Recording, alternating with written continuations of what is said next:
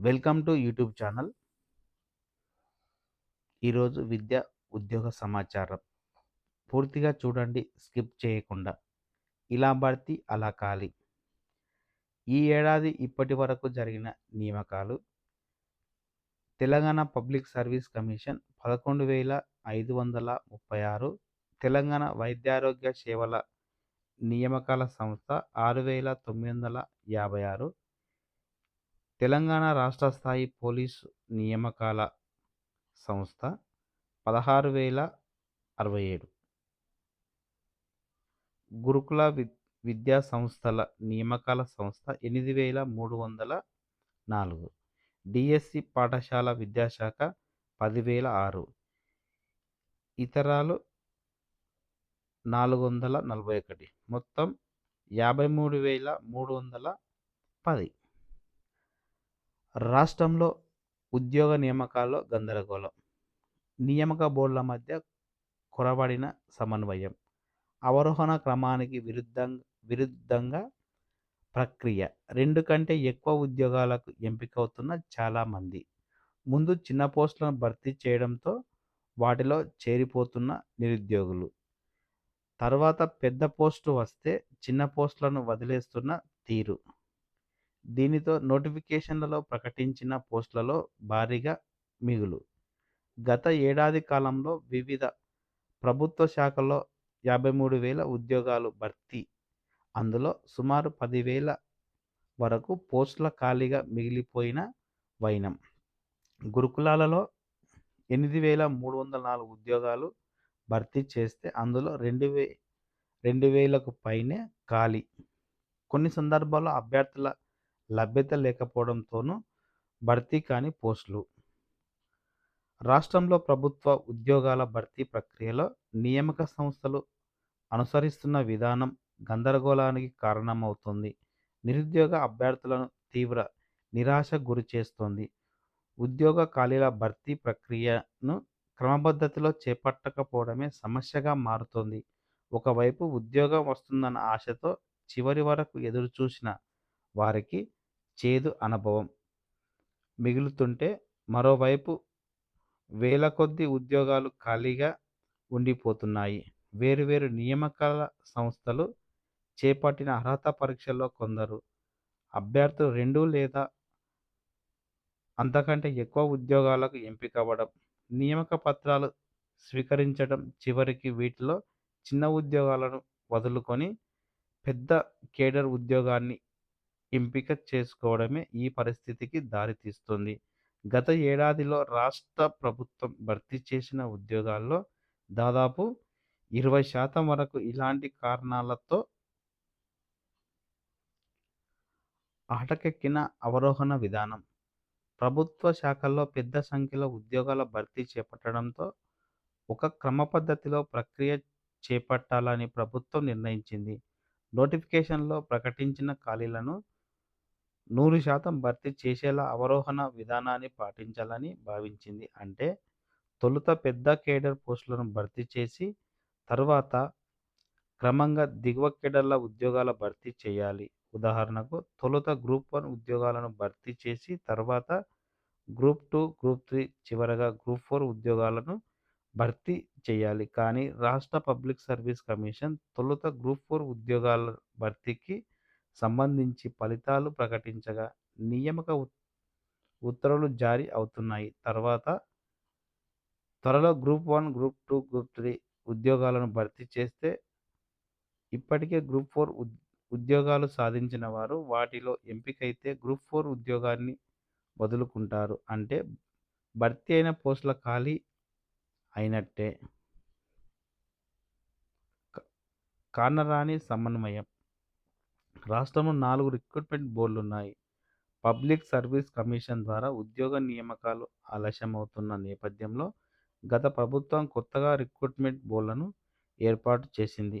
Police నియామకాలు, గురుకుల, కొలువుల, medical సర్వీసులకు వేర్వేరుగా బోర్డులు ఏర్పాటు చేసింది. సంబంధిత శాఖలకు సంబంధించిన పోస్టులను ఆయా బోర్డుల ద్వారా భర్తీ చేసేలా చర్యలు చేపట్టింది. కొత్త బోర్డుల ఏర్పాటు ఉద్దేశం మంచిదే అయినా ఎవరికి వారే ఉన్నట్లుగా నిర్ణయాలు తీసుకోవడంలో గందరగోళంగా మారింది. వాస్తవానికి కీలకమైన పబ్లిక్ సర్వీస్ కమిషన్‌ను అనుసరిస్తూ ఇతర బోర్డులు కార్యాచరణ అమలు చేయాలి. ఇందుకు అన్ని నియామక సంస్థల మధ్య సమన్వయం అవసరం. కానీ ఉద్యోగ నోటిఫికేషన్ల జారీ మొదలు తుది ఫలితాల ప్రకటన వరకు ఒక్కసారి కూడా నియామక సంస్థల మధ్య ఎలాంటి భేటీ జరగకపోవడం గమనార్హం. నియామక పత్రాల జారీ ఇలా: ఈ ఏడాది జనవరి నుంచి ఉద్యోగ నియామక పత్రాల జారీ కొనసాగింది. ప్రధానంగా ఎల్బీ స్టేడియం వేదికగా పంపిణీ ప్రక్రియ నిర్వహించారు. జనవరి 31న వైద్యారోగ్య శాఖ పరిధిలో నర్సింగ్ ఆఫీసర్, స్టాఫ్ నర్స్ పోస్టులకు ఎంపికైన 6,959 మందికి నియామక పత్రాలు ఇచ్చారు. ఫిబ్రవరి 7న సింగరేణి క్యాలరీస్ కంపెనీ లిమిటెడ్ 441 కారుణ్య నియామకాలు చేపట్టారు. ఫిబ్రవరి 14న పోలీస్, ఫైర్, ట్రాన్స్పోర్ట్, ఎక్సైజ్, జైళ్ల శాఖలో 13,444 కానిస్టేబుల్, ఎస్ఐ ఉద్యోగాల నియామక పత్రాలు ఇచ్చారు. ఫిబ్రవరి 15న గురుకులాల్లో లైబ్రేరియన్, ఫిజికల్ డైరెక్టర్, పీజీటీలు కేటగిరీలలో 1,997 మంది అపాయింట్మెంట్ ఆర్డర్లు ఇచ్చారు. మార్చి 4న గురుకులాల్లో లెక్చరర్, టీచర్, మెడికల్ ఎంప్లాయీస్ కేటగిరీలో 5,192 మందికి నియామక పత్రాలు అందించారు.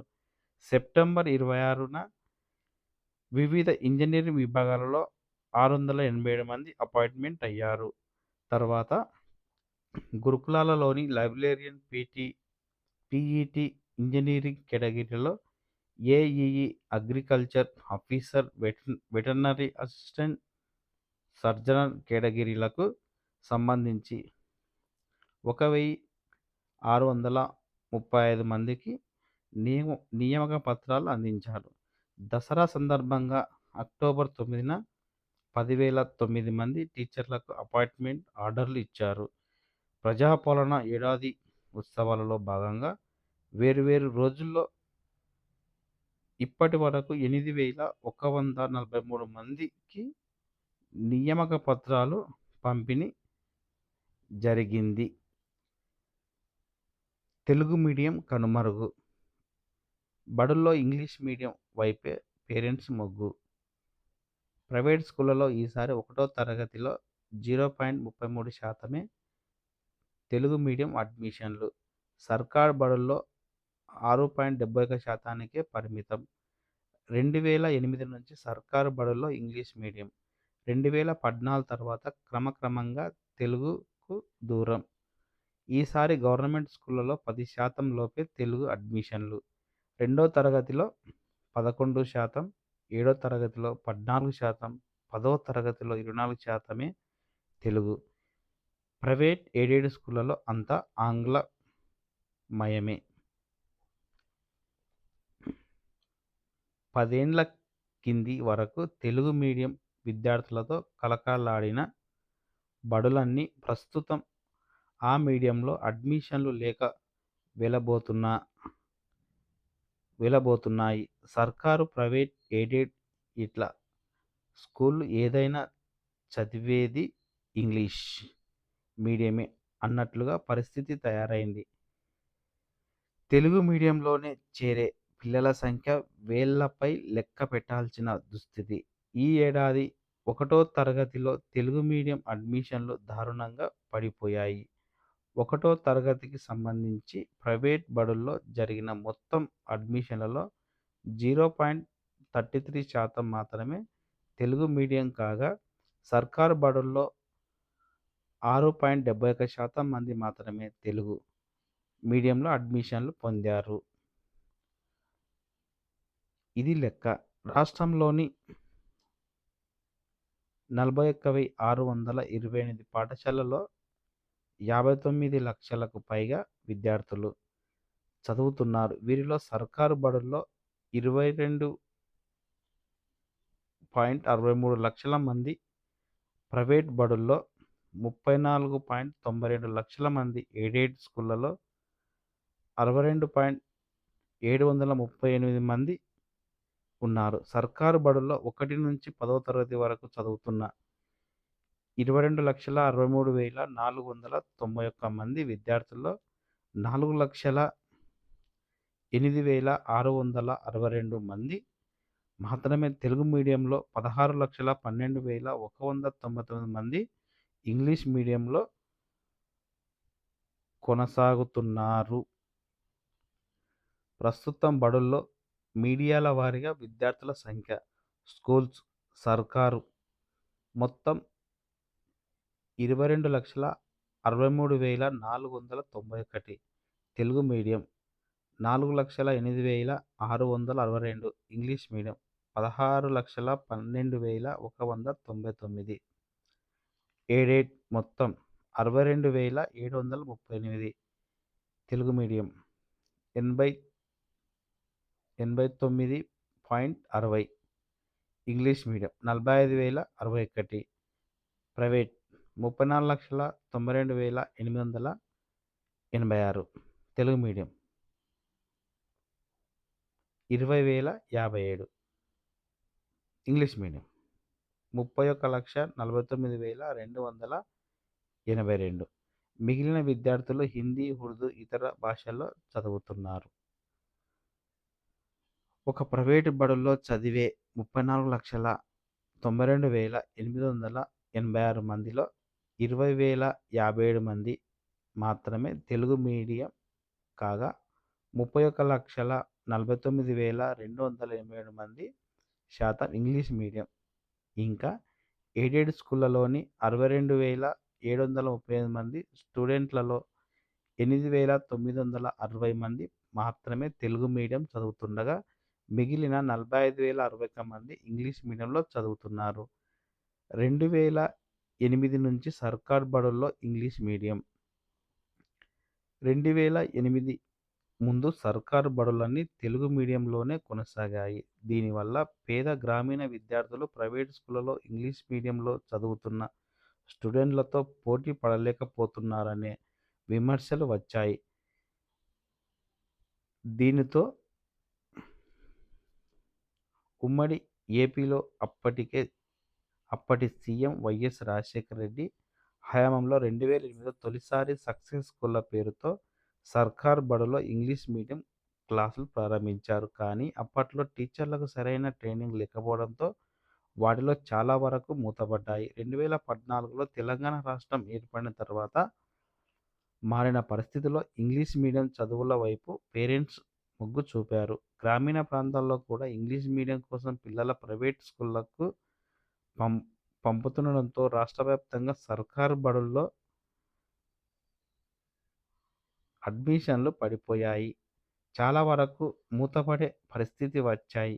ఈ క్రమంలో టీచర్లు, పేరెంట్స్, ప్రజాప్రతినిధుల విజ్ఞప్తుల మేరకు 2015-16 విద్యా సంవత్సరం నుంచి వసతులున్న బడుల్లో ఇంగ్లీష్ మీడియం క్లాసులకు పర్మిషన్ ఇచ్చారు. 2022-23 విద్యా సంవత్సరం నుంచి పూర్తిగా అన్ని స్కూళ్ళలో తెలుగు మీడియంతో సమాంతరంగా ఇంగ్లీష్ మీడియం క్లాసులు ప్రారంభించారు.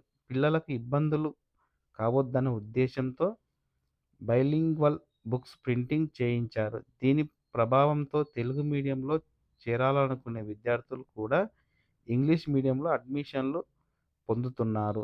దీనితో క్రమంగా తరగతుల వారీగా ఇంగ్లీష్ మీడియం చదివే వారి సంఖ్య పెరుగుతూ తెలుగు మీడియం విద్యార్థుల సంఖ్య తగ్గుతూ వస్తుంది. ప్రస్తుత సర్కారు బడుల్లో 1వ తరగతిలో 1.63 లక్షల మంది చేరితే వారిలో కేవలం 10,957 మంది తెలుగు మీడియంలో చేరారు. ఇంగ్లీష్ మీడియంలో 64,400 మంది చేరారు. మిగిలిన వారంతా ఇతర మీడియాల్లో చదువుతున్నట్లు అధికారులు చెప్తున్నారు. తెలుగు మీడియంలోకి సంబంధించి సర్కారు బడుల్లో 2వ తరగతిలో 11%, 3వ తరగతిలో 21%, 4వ తరగతిలో 26%, 5వ తరగతిలో 21% మంది చదువుతున్నారు. 6వ తరగతిలో 16%, 7వ తరగతిలో 14%, 8వ తరగతిలో 14%, 9వ తరగతిలో 20%, 10వ తరగతిలో 24% మంది చదువుతున్నారు. తొలిసారిగా 10% లోపే తెలుగు మీడియంలో అడ్మిషన్లు కావడంపై విద్యాశాఖ అధికారులు అయోమయానికి గురవుతున్నారు. మాతృభాషకు డేంజర్ లెన్స్. విద్యా హక్కు చట్టంతో పాటు నూతన నేషనల్ ఎడ్యుకేషన్ పాలసీ సైతం విద్యలో మాతృభాషకు ప్రాధాన్యం ఇవ్వాలని పేర్కొన్నది. ప్రైమరీ వరకు మాతృభాషలోనే చదువు కొనసాగించాలని న్యూ ఎన్ఈపి సూచించింది. కానీ ప్రస్తుతం మన రాష్ట్రంలో ఈ పాలసీని అధికారికంగా అమలు చేయడం లేదు. దీంతో మాతృభాష నిబంధనలను పక్కన పెట్టారు. మరోపక్క 2010 నాటికే చదువంటే ఇంగ్లీషులో చదవడం, రాయడం, మాట్లాడడం అనే స్థాయికి పరిస్థితులు మారాయి. ఇంగ్లీష్‌లో పట్టు ఉన్న వాళ్లకు ఇతర రాష్ట్రాలు, దేశాల్లో ఉద్యోగ, ఉపాధి అవకాశాలు పెరగడంతో దిగువ మధ్యతరగతి పేద తల్లిదండ్రులు కూడా ఇంగ్లీష్ మీడియం వైపు తమ పిల్లలను పంపుతున్నారు. ఇట్లా అర్బన్ మొదలుకొని రూరల్ వరకు పేరెంట్స్ తమ పిల్లలను ఇంగ్లీష్ మీడియంలో చేర్పిస్తూ ఉండడంతో మాతృభాషలో అడ్మిషన్లు పడిపోతున్నాయి. కాగా ఇంగ్లీష్ మీడియం స్కూళ్లపై పేరెంట్స్ మోజు ఆత్మహత్య కంటే తక్కువేమీ కాదని ఎన్సీఈఆర్టీ డైరెక్టర్ డిపి సక్లాని ఇటీవల పేర్కొన్నారు. మాతృభాషలో చదవడం వల్ల సగటు విద్యార్థులు కూడా ఆయా సబ్జెక్టులపై ఎంతో కొంత పట్టు సాధిస్తారని, ఇంగ్లీష్ మీడియంలో కారణంగా భాష అర్థం కాక అబోవ్ యావరేజ్ స్టూడెంట్లు కూడా బిలో యావరేజ్‌గా మారిపోతున్నారని విద్యావేత్తలు ఆందోళన వ్యక్తం చేస్తున్నారు. ఇలాంటి స్టూడెంట్లకు అటు తెలుగు, ఇటు ఇంగ్లీష్ రాక సబ్జెక్టులపై పట్టు సాధించలేక ఎందుకు పనికిరాకుండా పోతున్నారని హెచ్చరిస్తున్నారు. హైస్కూల్ లెవెల్‌లో ఇంగ్లీష్ మీడియంలో చదవడానికి సర్కారు ఆపలేకున్నా రాష్ట్రంలో కొత్త నేషనల్ ఎడ్యుకేషన్ పాలసీ అమలు చేస్తే కనీసం ప్రాథమిక స్థాయి వరకు అన్ని స్కూళ్లలో విద్యార్థులంతా తప్పనిసరిగా తెలుగు మీడియంలో చదవాల్సి వస్తుందని, ఆ దిశగా చర్యలు తీసుకోవాలని సూచిస్తున్నారు. ప్రైవేట్ బడుల్లో తెలుగు లేనట్టే. సర్కారు బడుల్లో కొద్దో గొప్పో తెలుగు మీడియం పిల్లలుండగా ప్రైవేట్ బడుల్లో దాదాపు ఇంగ్లీష్ మీడియంలోనే చదువుతున్నారు.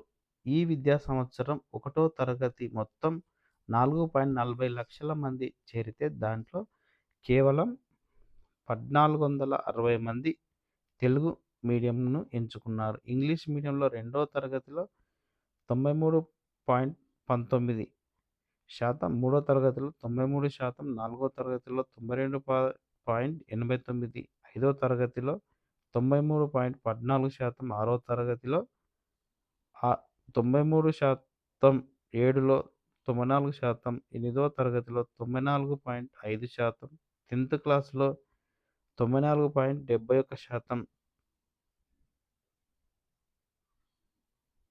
9th క్లాస్‌లో 94.71%, 10th క్లాస్‌లో 95.71% మంది చదువుతున్నారు. ఎయిడెడ్ స్కూళ్లలోనూ ఇదే పరిస్థితి. అన్ని క్లాసుల్లోనూ 15% వరకు తెలుగు మీడియంలో చదువుతుండగా ఇంగ్లీష్ మీడియంలో 70% నుంచి 75% వరకు చదువుతున్నారు. డాక్టర్ నిరుద్యోగి. పెరుగుతున్న ఎంబీబీఎస్లు, తగ్గుతున్న ఉపాధి అవకాశాలు.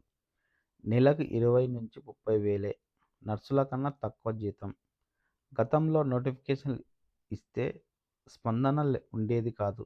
ఇప్పుడు వేలల్లో అర్జీలు. 30 పోస్టులకు 350 పైనే. తెలంగాణ వచ్చాక 32,000 మంది కొత్త వైద్యులు.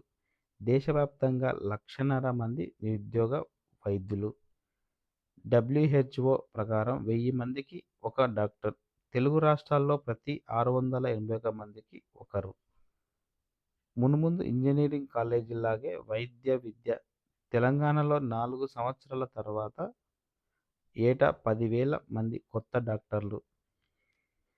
ఈ ఏడాది జూలై 12వ ఎంఎన్‌జే క్యాన్సర్ ఆసుపత్రిలో వైద్య పోస్టుల భర్తీకి గాను మెడికల్ రిక్రూట్‌మెంట్ బోర్డ్ నోటిఫికేషన్ ఇచ్చింది. అందులో ఒకే ఒక అసిస్టెంట్ ప్రొఫెసర్ పోస్టు ఉండగా, దానికి ఏకంగా 134 దరఖాస్తులొచ్చాయి.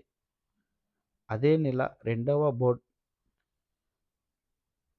435 సివిల్ అసిస్టెంట్ సర్జన్ల పోస్టులకు నోటిఫికేషన్ జారీ చేసింది.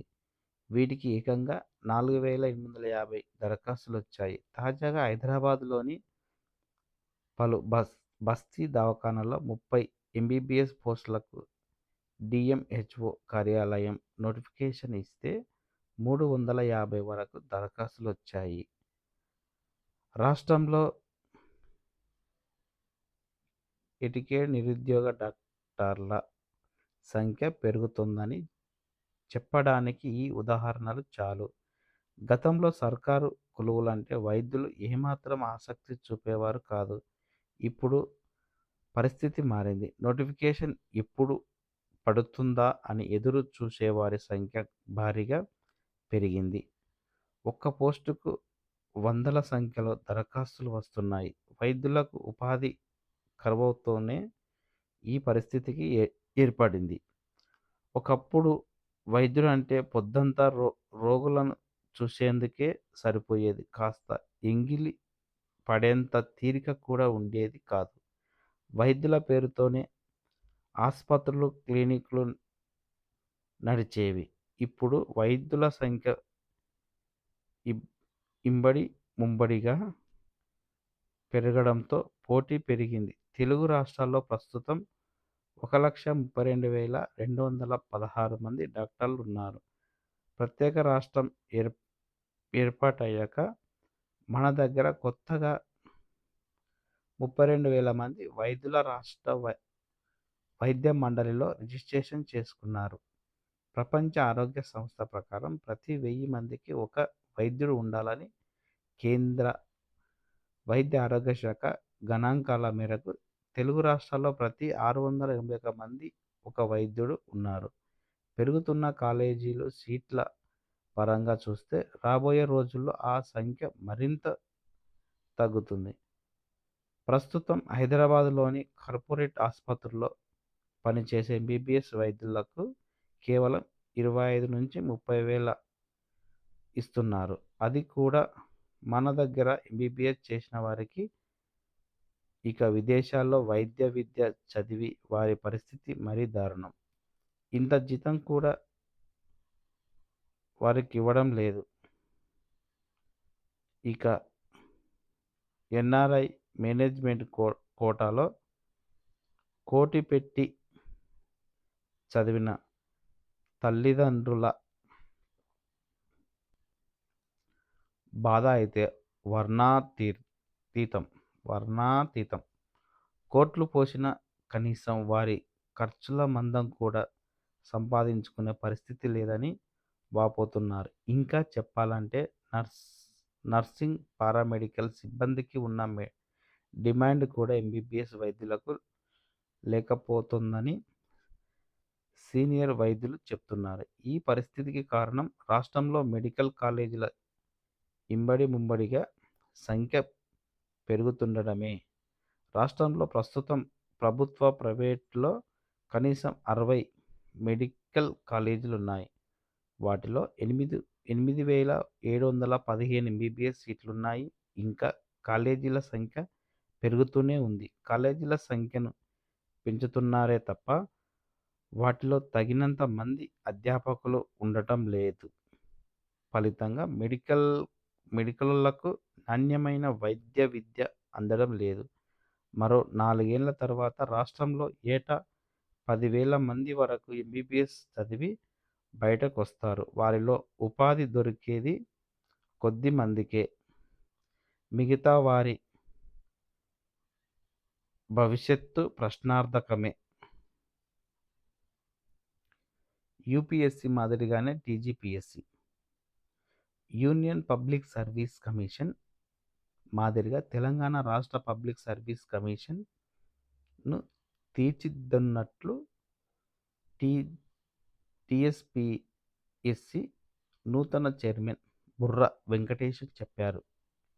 ఈ క్రమంలో యూపీఎస్సీ చైర్పర్సన్ ప్రీతి సుదన్‌తో ఫోన్లో మాట్లాడి నియామక ప్రక్రియపై చర్చించారు. 18న ఢిల్లీకి వెళ్లి యూపీఎస్సీని సందర్శించాలని ఆయన నిర్ణయించారు. వెంకటేశంతో పాటు కమిషన్ సభ్యులు కూడా ఆ పర్యటనలో పాల్గొననున్నారు. అలాగే staff selection commission chairman S. గోపాలకృష్ణతో కూడా వెంకటేశం మాట్లాడారు. రిక్రూట్మెంట్ విధానాలపైన మరింత విస్తృత చర్చల కోసం డిసెంబర్ 18న ఆయనతో ప్రత్యేకంగా భేటీ కానున్నారు. కాంట్రాక్ట్ ఉద్యోగులను రెగ్యులర్ చేయాలి. 29న చలో హైదరాబాద్ సక్సెస్ చేయాలని పిలుపు. గిరిజన సంక్షేమ శాఖలో పనిచేస్తున్న 2685 మంది కాంట్రాక్ట్ ఉద్యోగులను రెగ్యులర్ చేయాలని లంబాడీ హక్కుల పోరాట సమితి రాష్ట్ర అధ్యక్షులు అజ్మీరా ఫూల్ సింగ్ నాయక్ డిమాండ్ చేశారు. బుధవారం జిల్లా కేంద్రంలోని ఆదివాసీ భవనంలో ఏర్పాటు చేసిన సమావేశానికి హాజరై మాట్లాడారు. గత 24 సంవత్సరాలుగా గిరిజన ఆశ్రమ స్కూళ్లలో 2100 కాంట్రాక్ట్ టీచర్లు, గిరిజన సంక్షేమ గురుకులాలలో 491 మంది కాంట్రాక్ట్